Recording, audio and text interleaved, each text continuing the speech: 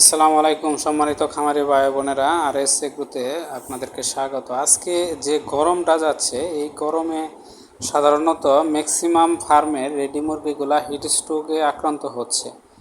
তো এখানে যে ভিডিওটা দেখতেছেন, এখানে আপনার মাছার ফার্মের এইটা ভিডিও। যে মাছার ফার্মে একটা বড় সুবিধা হচ্ছে যে হিট স্ট্রোক আপনার প্রায় 0% চলে যায় যদি একটু টেকনিক অবলম্বন করা যায়। এখানে দেখেন প্রত্যেকটা মুরগিকে পুরা গোসল করে দেওয়া হয়েছে।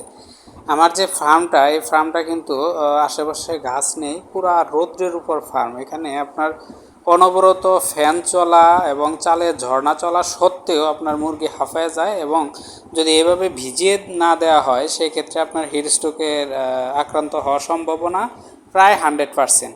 তো সেই দিক বিবেচনা করে এবং লোডশেডিংয়ের যে অবস্থা সব কিছু বিবেচনা করে আমি কিন্তু এই মুরগিগুলোকে প্রায় 1 থেকে 2 ঘন্টা পর পর ভিজিয়ে দেওয়া হচ্ছে, যে এইভাবে, জাস্ট এইভাবে। অনেকে আমার ভিডিও দেখে বা অনেকেই বলে যে আসলেও গরমের ভিতরে এভাবে ভিজিয়ে দিলে আরও উল্টা রিয়াকশন হয়।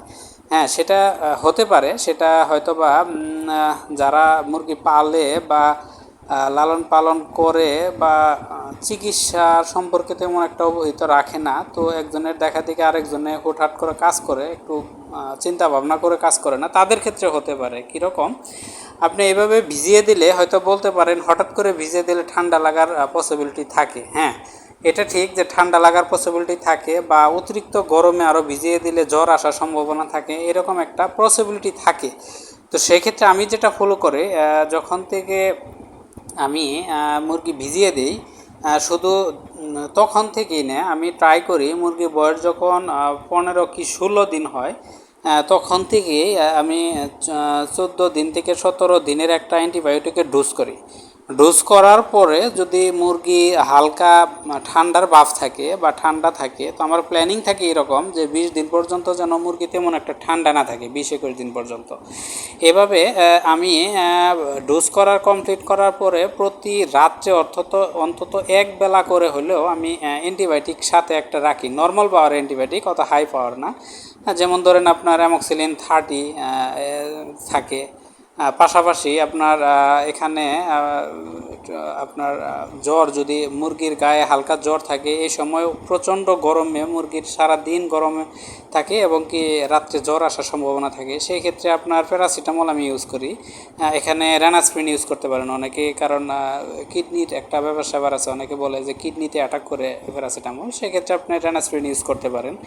তো এভাবে আমি প্রায় 24-25 দিন পর্যন্ত আনি, বা 22-23 দিন পর্যন্ত আনি, টোটালি না ভিজিয়ে দেওয়া। যখন 23-24 দিন হয়ে যায়, মুরগি পুরোপুরি ঘর ভরে যায়, তখন আসলেও হিট স্ট্রোকের বা অতিরিক্ত তাপমাত্রার কারণে এইভাবে ভিজিয়ে না দিলে মানে কোনোভাবেই রাখতে পারি না, বিশেষ করে আমার ফার্মে।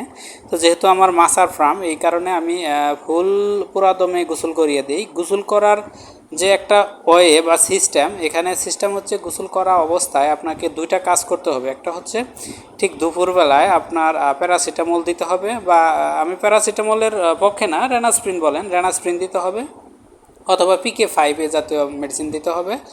আর রাত্রের বেলা মাস্ট আপনার প্যারাসিটামল অথবা রেনাসপ্রিন অথবা PK5 আপনাকে দিতে হবে, কারণ এই 2টা দিবেন মূলত আপনার জ্বর যেন না আসে। কারণ ভিজিয়ে দিবেন, প্রচণ্ড গরমের ভিতরে ভিজিয়ে দিলেন, জ্বর আসার সম্ভাবনা থাকে, এটা করবেন।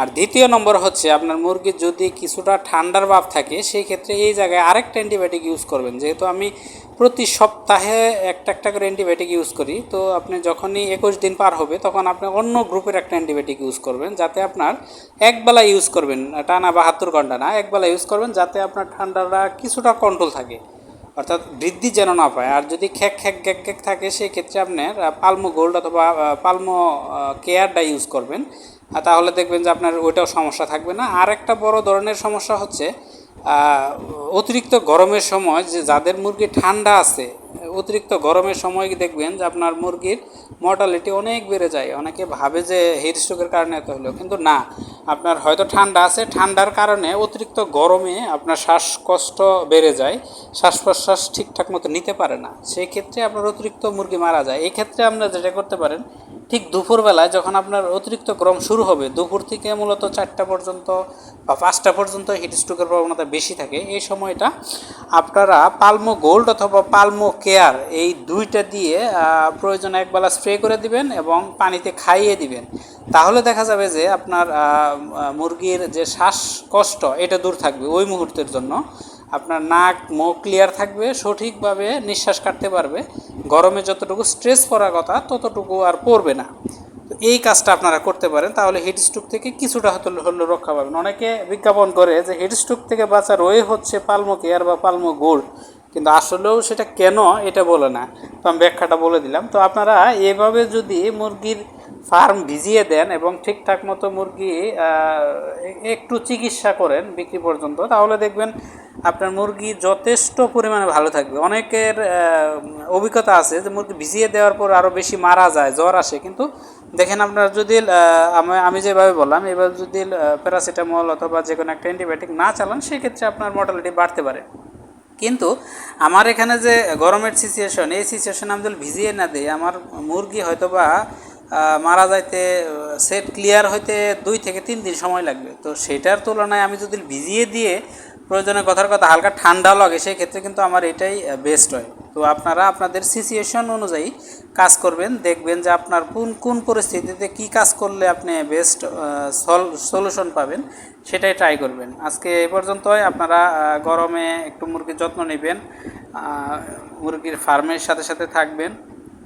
তো সুস্থ থাকবেন, ভালো থাকবেন, আল্লাহ হাফেজ।